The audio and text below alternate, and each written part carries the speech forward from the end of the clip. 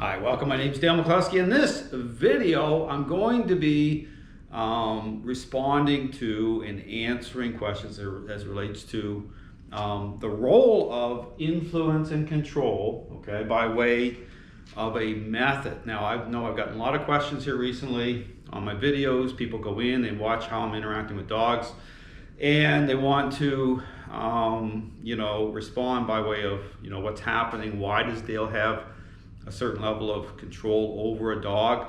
We're going to talk about all of this, okay? I'm going to go through the themes here, really talk about what makes this system totally different, sets it apart.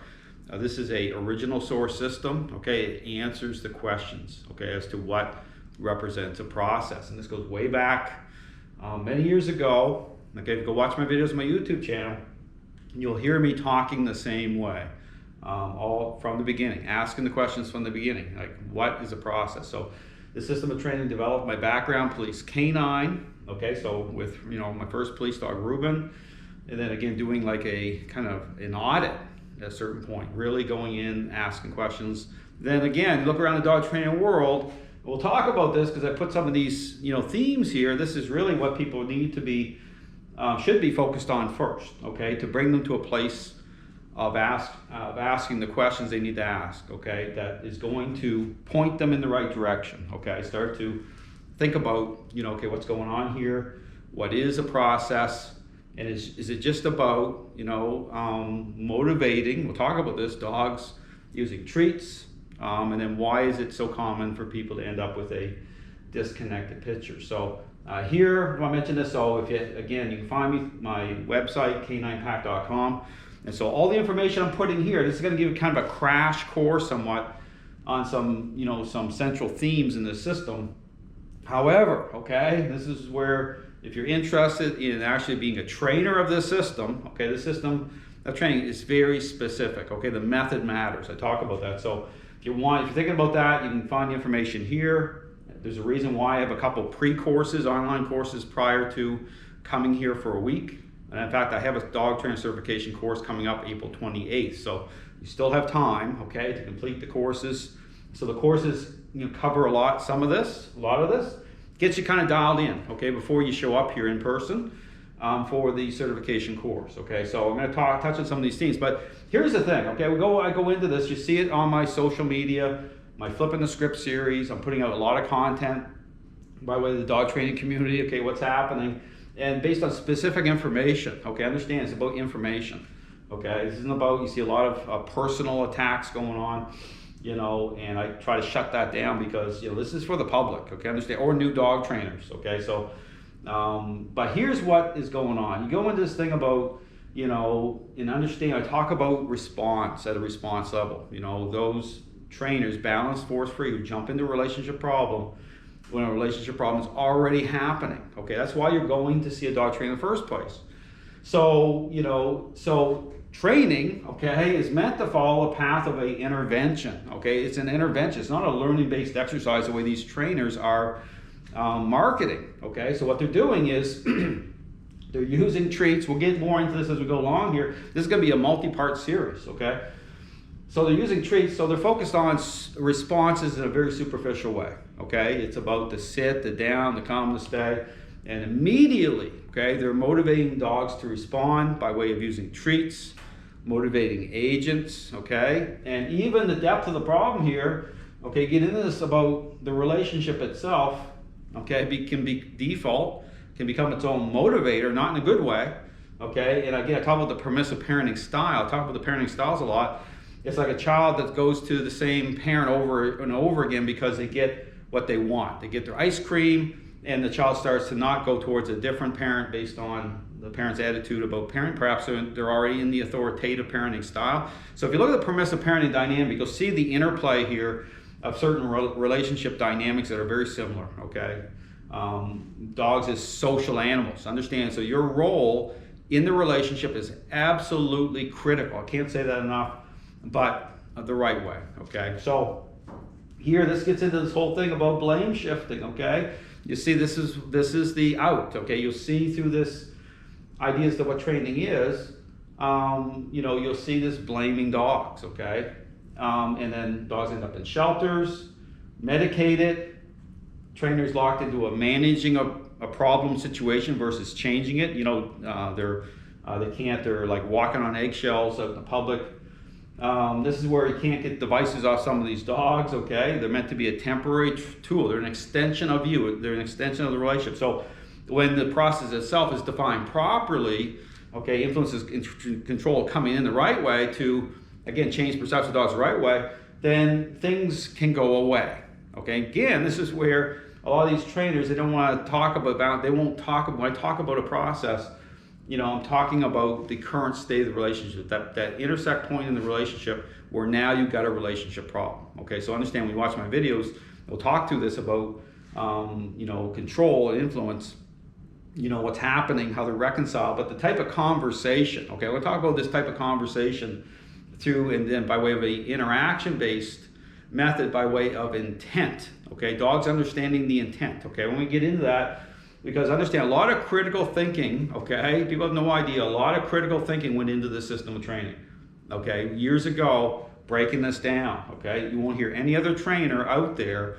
talking the way I'm talking, okay, this isn't meant to be complicated, but here's the thing, it is what it is, okay, so, you know, what I give dog owners is the basic foundation, okay, I'm giving them certain, you know, certain core elements of the system, influence and control, and bring it to an intervention point so they can make change, okay? So they can generate change, okay? We'll talk about that too. And so we get into this whole thing here, don't be overwhelmed because this is getting to like a trainer level, okay? I start going into some of the stuff, you know, and so for those coming in here that have a certain idea of things, okay, this is gonna be very challenging because you have to shake loose from that stuff, okay? But again, we get into this thing about why you can't get devices off dogs. Can't get here's some of these balanced dog trainers. Just leave the remote collar on the dog, okay? There's a reason why you can't get those things off dogs. That device awareness, okay? This is about getting to a point in the relationship where the dog is in complete harmony with you, seeing you the right way, okay? I get into this type of training through service dog training, and you know, you're moving beyond appearances, okay? You know, it's just like again, parent-child relationship where, hey, we can do all sorts of fun stuff, right? Because again, the child has a great attitude, the parenting style is the right parenting style, and the themes go along with that. Now, we can get into some of these things where I'll talk about the 1 percentile dog. We'll get into that too, as to why the 1 percentile dog exposes the underbelly of this idea of things in a big way, okay? It really does. Now, again, this is why, again, going back to the collateral damage here of what's going on in the dog training world, trainers even getting blindsided. It's like, you know, where did that come from? I talk about that. These trainers that say, oh, that dog just wasn't wired right.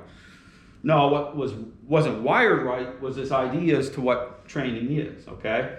And so those core ingredients that didn't come in, these trainers are moving around like with these dogs, those core ingredients aren't reconciled, they're using treats, and they're thinking, hey, this has changed, it's looking great.